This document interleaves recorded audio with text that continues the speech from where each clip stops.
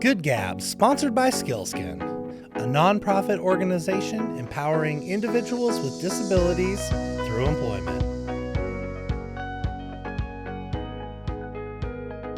Yeah, this morning we have the pleasure to speak with Marie, Director of Kesem, and Marie, the Marketing Coordinator. Kesem, we're so excited to have you both. We're excited to learn more. Thank you. Thank you. We're excited to be here.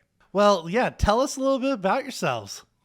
So, Take it away. I'm Maureen, and Hi, Maureen. my camp name is Brave because we all have camp names. Nice. And I'm the director and one of the founders of this chapter. We started this last year and have just been growing exponentially. And I'm from Spokane. I went to Meade High School. Go Panthers. Go Panthers. And so I've just grown up here and I love Spokane. My name's Marie, but Forrest in the Kesem world. Really? Forrest, yes. Maureen actually introduced me to Kesem because her and our other director last year started the chapter.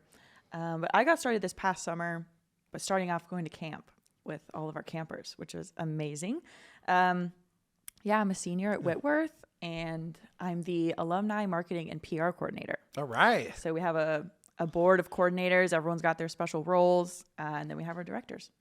Well, before we get into this organization, I got to know why the names? What is special about this? So Kesem names are given so that the kids have a place to feel like they are, when they come to camp, they are their true selves. They can be whoever they want to be.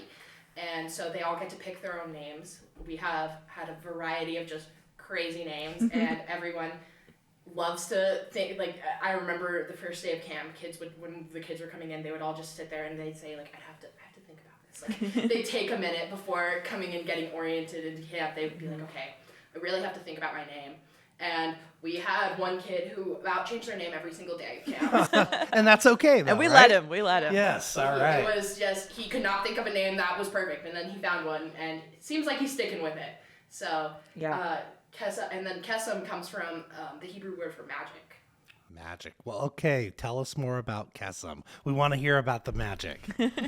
Why did it start? Where did it start? Yeah. Well, our go-to spiel is it's a national nonprofit organization that helps kids through and beyond their parents' cancer journeys. So whether they are done with treatment or in treatment or sadly passed away, we take all kids who have been affected by a parent's cancer.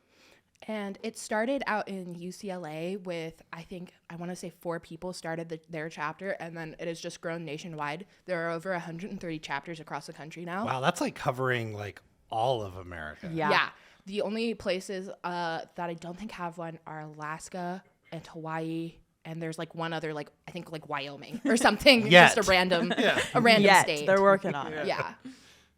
But we work really closely with all the other chapters. Like we have some really great friends over at University of Washington and Seattle University who we are very close with. Yeah. We've actually sort of taken some of their campers who live closer to us, actually. So they've been making a journey every year to go to the west side because that's what was closest to them. But now that we have a chapter in Spokane, we get a lot more closer kids here. Yeah, so if you're in Yakima or Wenatchee, Tri-Cities, it's like, okay, so. And we serve northern Idaho as well. So That's awesome. Yeah, like I think the closest chapter over in Idaho is Boise State. probably. Mm-hmm. So before we were founded, they would all travel all these journeys to get to camp, and now they just get to come to us, and it's a lot closer for a lot of families. And travel is expensive, especially with cancer. It's even more expensive. Yeah. So where is the camp? So it changes every year. Okay. It's up to the chapter to find a campsite near them and make sure it fit all of our needs. This coming August, it's going to be in Twinlow in Idaho. Okay. So we're going across the border. Last year it was in Camp Spalding up north. Yep. And just for different reasons, we wanted a different campsite this year, and it worked out. And we're actually really excited. We think it's going to be a little bit nicer this year. How cool. Yeah. Yeah, and so now you're partnering then with other organizations to make sure you can host this. Is it a week, a weekend? Yeah, it's a full week. All right on. And we have been so blessed with just being able to connect with different Spokane organizations. Like one that we work really closely with is Cancer Can't, which they provide like treatment for people who, like, if someone can't get to their cancer treatment, they help with transportation. I know that they've done like Christmases for families in the past, and we work really closely with them to just support everyone. Yeah, each chapter's pretty solely responsible for fundraising everything they need for camp. Right. We get minimal help from national if we need extra support, but really the whole year leading up to camp, we're fundraising, we're reaching out to people, we're hosting events, and just trying to get enough money to support sending all of our kids to camp because it is free of charge for all the kids. What a gift. Yeah. How many kids? This year we have 19 currently signed up, Wow. and we are about to open up a wait list because everyone is starting to hear about us, and we're so grateful. Well, the need is just so high. Yes. There are over 5 million kids affected by a parent's cancer, and it's just, that statistic always breaks my heart. I'm thinking about, my own experiences. Like I've had the fortune to not have any real close members outside of like my grandma, experiencing cancer and going through that and death. But in my professional life, I worked in cancer centers a lot. I sold every piece of plastic that you would get hooked up to when you were getting chemo. Really? Yeah, Oh from the goodness. So needles to the specific. stuff. Yeah, it was in the pumps. And so I spent a lot of time training nurses and then inadvertently just talking to people who, this was their experience. This is their life. And rarely did we talk about their families because it was just, we were that one-on-one. And I imagine it's so consuming that, what's happening in these kids' lives? This is what you get to see. Maybe tell us some stories. It's been really eye-opening. I also don't have a parent who's been affected by cancer, thankfully. But we serve kids age 6 to 18, and they really are like tiny adults is how we see it. They have to grow up fast. A lot of them are caregivers for their parents. Right. A lot of them don't have a lot of money, so they're the sole providers. And it's been so, like, it's hard to see them have to do that. And so we're really thankful we can provide them a camp to feel like kids again, where they don't have to be a caregiver and they really can just worry about having fun and taking care of themselves. One of our campers came with a younger sibling, and that first few days they were like so protective of their younger sibling because that's what they're used to. They were the caregiver for their younger sibling majority of the time. And to be able to see them like slowly opening up and open to becoming a kid again. I just remember on our last day we had a color, like we ran around and we just sprayed paint at each other. And she was just so strategic with her paint. It was so funny to watch her. Like she sat on the sideline and waited until everyone had used up their paint. And then she came out with her paint and just got everybody. It was hilarious because it was so strategic and no one saw it coming because we were like, oh, she just doesn't want to, she's fine. She just doesn't want to get paint on her. And then she just came in and got everyone. It was amazing. What was that camper's name? Yoshi. Yoshi, if you ever see this, when you turn 18 and you need a job, come work for Skills Kit. Yes. Ready. She was very strategic, but in that moment we were like, she finally let go and she finally embodied what Kesem was all about. And we got to see her just have fun. It was amazing. Incredible. What are some other stories that you've seen that like touched you personally last year at camp? So we really try not to focus on the parents' cancer just because this is a time for them to be a kid and not have to focus on it. But we do have one event called Empowerment where we try to build the kids up and feel like they can go back and they have like this family. And we have kind of just like an open mic where anyone can talk about their cancer journey and where they are in their process. And one of our campers, actually, his name is Luigi. He is 6 at this point in time. The entire week, he was just this quiet little guy who would just like run around. Like he was our like flight risk camper. You're like, watch the woods. Yeah, he just like it wasn't like he was trying to get away. It was Sure. just like he just would So run much off. energy built up. He just booked it all the time. Yeah, there was always just, where's Luigi? We just always had to keep our eye on him. And this is something, this is not, like, we did not prompt this from him.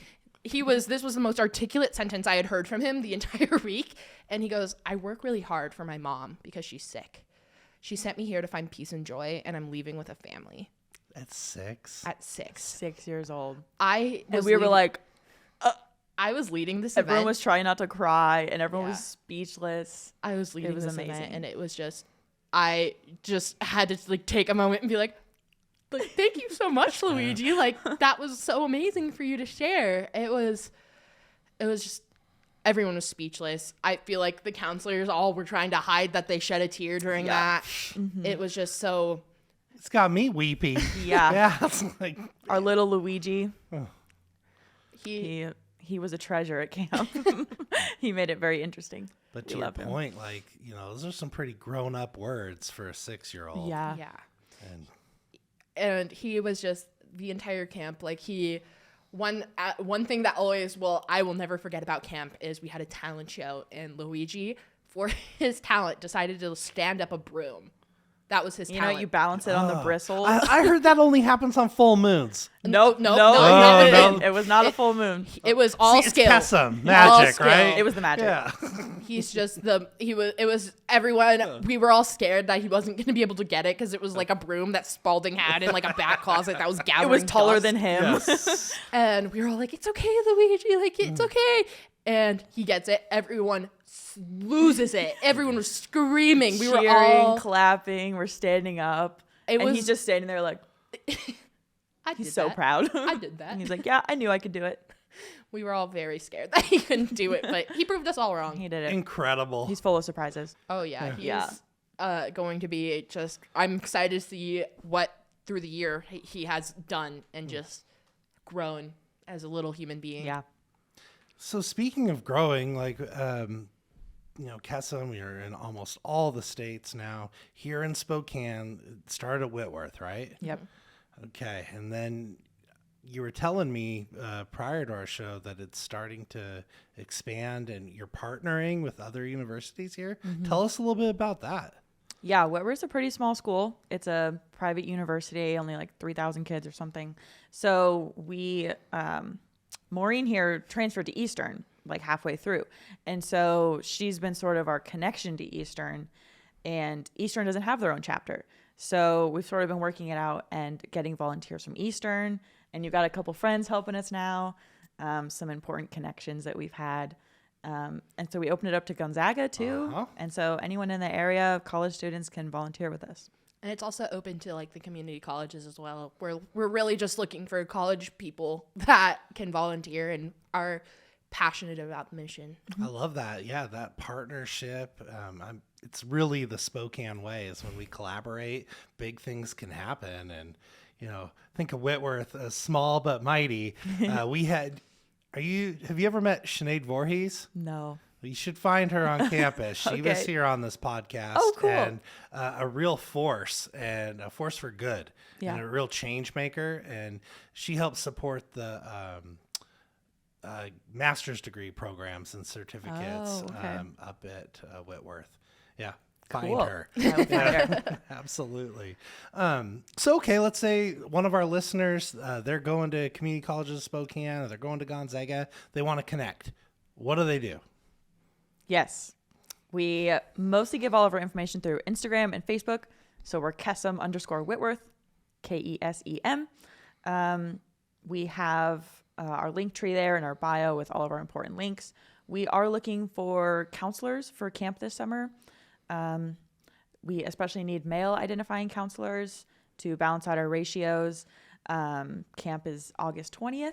So if anyone has a week that they want to volunteer with us, we are arms open for them. And we're also... And what age range for those counselors? Or do you just Any have to college be in kids. college? You Yep. just have to be Okay. in college. That's Cool. the Any only college requirement. Yeah. So, okay, I'm thinking about that too. So maybe someone's in the engineering group, or they're hanging out in ROTC or anything. It's like you don't have to have any training with kids, right? You just We provide all the training. We take around like a week times to just do all the training. We provide grief training and how to handle kids that have such trauma. And we also just make sure everyone feels comfortable with kids before we open it up and go to camp. So yeah. Yeah, and you're never really on your own with the kids, like trying to manage everybody. We work as a team, and we're always all together in a group.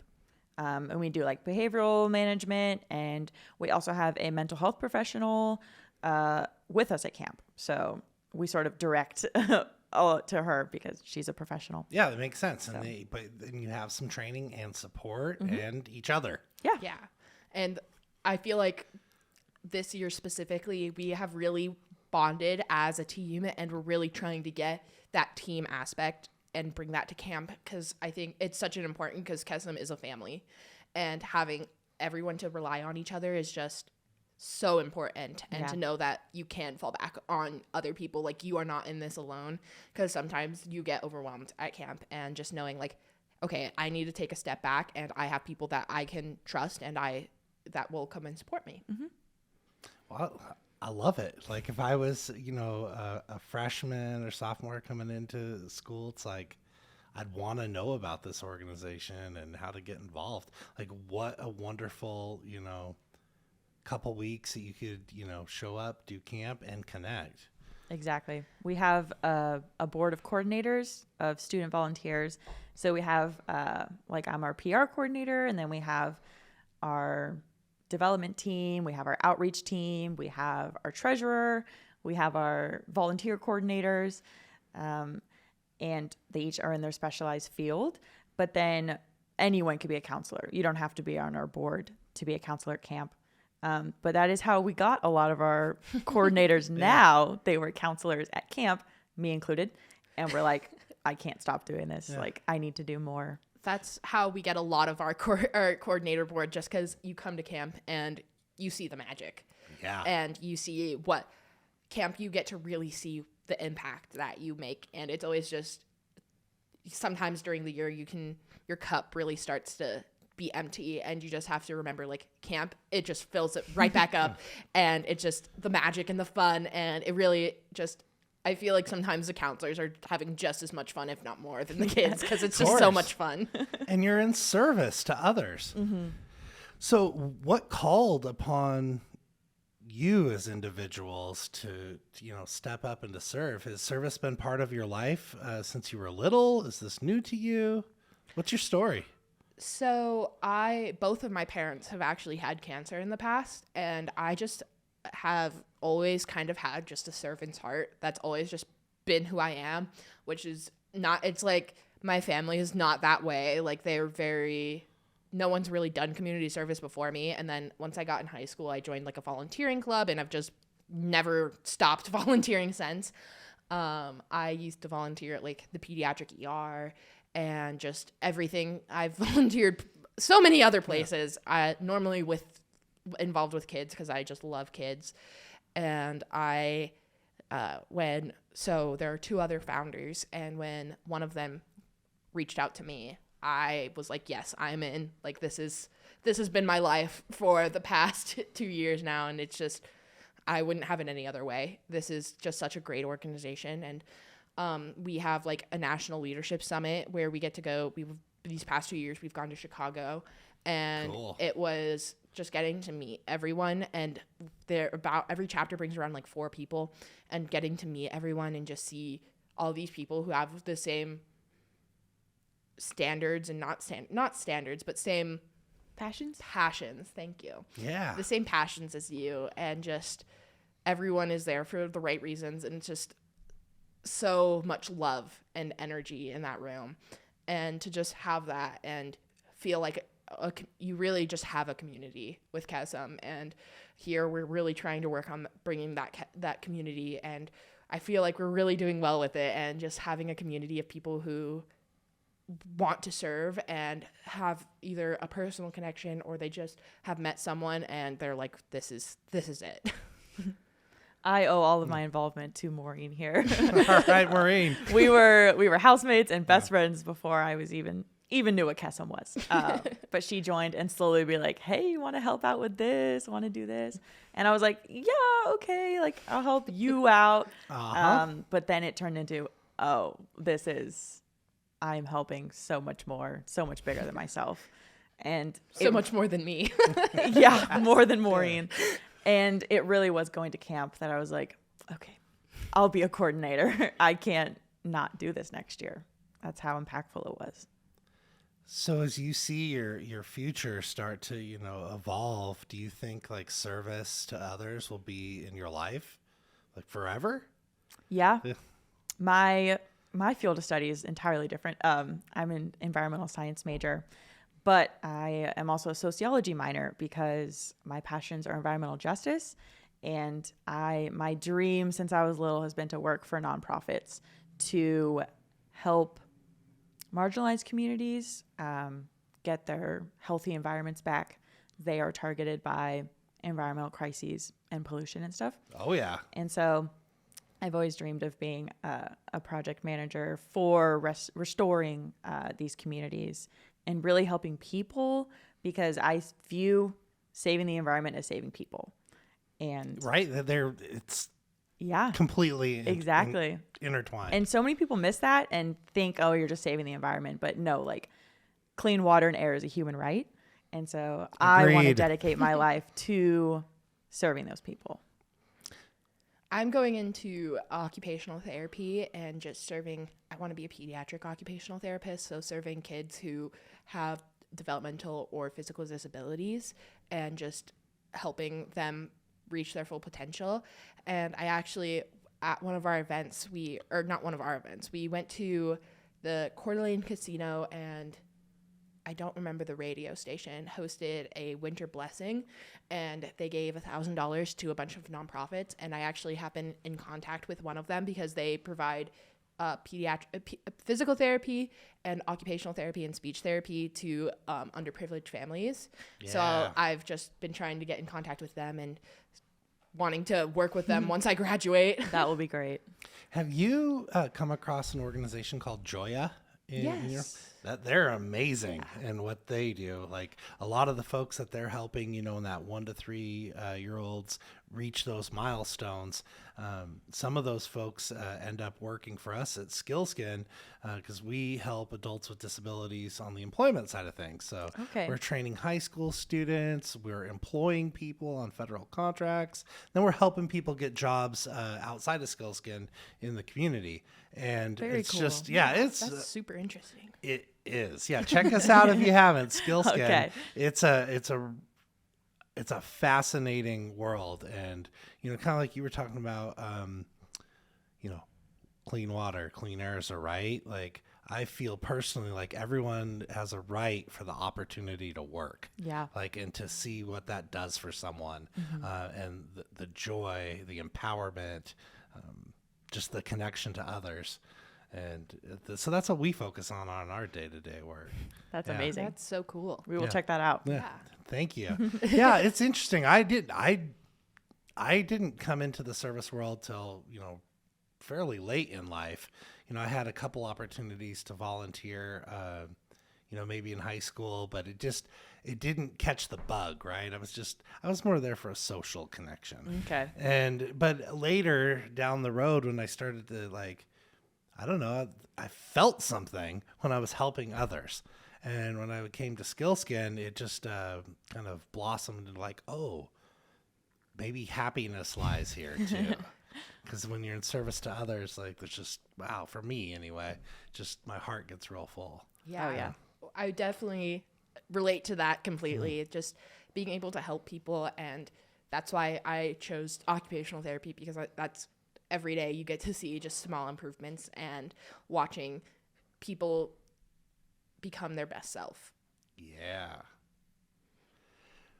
Well, how do our listeners get directly involved with Kesem? How do we support you? Tell us how to, give money, give time. You want to plug Make the Magic? So we actually have an event coming up called Make the Magic on May 4th. May the 4th be with you. Yes. It is Star Wars not Day. Star Wars themed, but we You can come have, celebrate with us. yeah, it'll be a great event. It's so we can it will be our big fundraiser of the spring, and we are hosting it at Fate downtown, and we will if you buy a ticket, it will include dinner, 2 drinks, and dessert. The menu, I can't share it, but I got the menu Secret back, menu. Ooh, secret menu. secret and menu. it looks Yes. so yummy. We I have eaten there before. It's really good. It's really yummy, and we gave them like, we want that it kind of campy, and so the chef took that and he ran with it. It is amazing. Custom menu. And it's gonna be so much fun. We have a bunch of auction items. Like, we have a night stay at the Coeur d'Alene Casino. We have sip and paint. We have Eagles Ice Arena tickets. Spa tickets. We have spa. Nice. Yeah, the community has been super great and just donating and giving us items to have this auction. And so if you would like that, it's also going to be on our link tree in our Instagram and Facebook. So we are accepting donations from businesses of any sort of certificate or item, whatever people want to provide us, that we can then auction off. And then we use that money directly to send kids to camp. And people can also attend the event to participate in the auction. So we're selling our tickets through our Instagram and our Facebook. And you can buy a whole table. Yes. You Wow. can buy tables are groups of 4, and Okay. then you can buy an individual ticket as well, obviously. But selling a table gives you a little bit of a discount. So I thought I was in the know. Fet? Mm-hmm. Where is this? It's actually really close to here. Yeah, it It's on the is. corner of, I think it's on Main. Yeah, that sounds Maine right. and Washington? You know where- Like where Nectar was? Yes, it's that- owned by Nectar. okay. Yes, Okay. it's owned by Nectar. It's right down the street from Revival Tea, that sort of underground Oh, area. and Revival Tea is also giving us. Oh, yeah, we have a Revival Tea set donated. from them. Awesome. But Best tea in this town, maybe Oh, in yeah. Washington State. Yeah. It's Yeah. very Great place. yummy. But yeah, And the Nectar folks, shoot, everything they touch is amazing. So I can Yeah. imagine. You heard it here. Go to this event. Yes. it'll be so much fun. We have a camper parent speaking and an actual camper that will be speaking, and they are both amazing human beings, and just their stories both are very heartwarming. And whatever the camper parent, I get to speak with her quite a bit, and she just, whenever she tells her story, I hold back the tears. Oh, yeah, I won't she's spoil amazing. anything. I won't spoil anything, but her story is just, they are a wonderful family, and her kids are amazing. Her story is why we do what we do. And she's our best embodiment of that. Yes. And our camper is it Cheesehead? It's Cheesehead. Cheesehead is our camper. Nice. Cheesehead will be speaking. And Cheesehead has been in the Kesem world longer than us. Years. Years. I think One of the ones that would go to the west side. Yes. And she has just an amazing story. They started out over at the west side and then came here, and they weren't planning on coming back to camp this upcoming year. They were like, we have so many summer camps, and she was just gonna, I think she has like band camp and all these other activities going on. She's grown up. Yeah, because she is, I want to say 15 now, or 15. That sounds right. And she ended up just being like, coming to our camp, making the connections and being like, okay, I'm going to move some stuff around so I can come back to camp. Cheesehead's cleared their schedule for us. So Nice. they will be returning. And they are an amazing camper. I made me a friendship bracelet that I always wear because I just adore them. I adore all the campers, but yeah. I can imagine so. Well, anything else that our listeners should know? Anything else? Well, if you know someone that is impacted by a parent's cancer, you can just look up kesem.org and it will give you all the resources that you need to know about. And it'll take you to either, if you're in Spokane, it'll guide you to our chapter, or if you're somewhere else, it'll guide you to wherever that is the closest area to you. Yeah. I am so glad to learn about Kesem and to hear what you two are doing and the impact that you're making in our community. When you graduate, don't leave. Stay here. We'll stick around. Yes, bring this energy. Like Spokane needs you. Agreed. Yes. Thank you Thank so you much. both. Thank you.